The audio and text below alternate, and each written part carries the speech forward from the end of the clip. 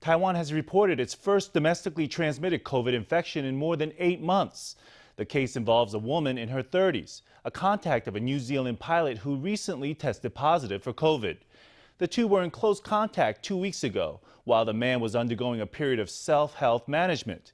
Officials said the pilot did not truthfully declare his whereabouts and his symptoms to authorities, and he now faces a fine of up to 300,000 NT dollars. Taiwan's 253-day streak of no local COVID cases has come to an end. On Tuesday, officials said a local contact of an infected plane pilot tested positive for the disease. This domestic infection is patient number 771, a woman in her 30s who works at a subsidiary of Quanta Storage. She's said to be a close friend of the New Zealand pilot whose diagnosis was reported on Sunday. They were in contact during the pilot's self-health management period from December 7th to December 12th.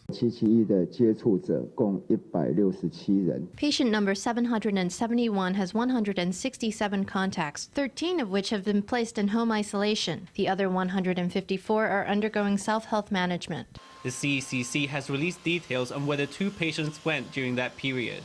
They visited the Tianmu branches of the Shin Kong Mitsukoshi and Far Eastern Sogo department stores, as well as the Costco in Taoyuan's Nankan. The Shin Kong Mitsukoshi in Tianmu has launched emergency disinfection, and the Far Eastern Sogo closed early at 5 p.m. on Tuesday to sanitize the premises. Taoyuan's Costco disinfected its facilities on Monday. The woman's employer says it complied with instructions from the Department of Health and disinfected its facilities. The woman's close contacts in the company are now in home isolation. Getting information from the New Zealand pilot, however, has proven difficult. The man's co-pilots, who both tested positive for COVID, say he didn't wear a face mask in the cockpit despite having a cough. During contact tracing in Taiwan, the man reportedly lied about his contact history.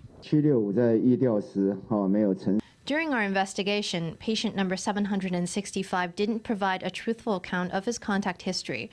That violates the Communicable Disease Control Act. In accordance with Provision 3 of Article 67, he can be fined between 60,000 and 300,000 NT. The pilot's case has triggered outrage online. Internet users have flooded EVA's Facebook page with comments saying its flight attendants were previously found breaching quarantine rules. Now that pilots have entered the mix, calls are growing for the company to step up its health measures. EVA says it will form an investigation committee and punish employees who don't comply with CECC regulations.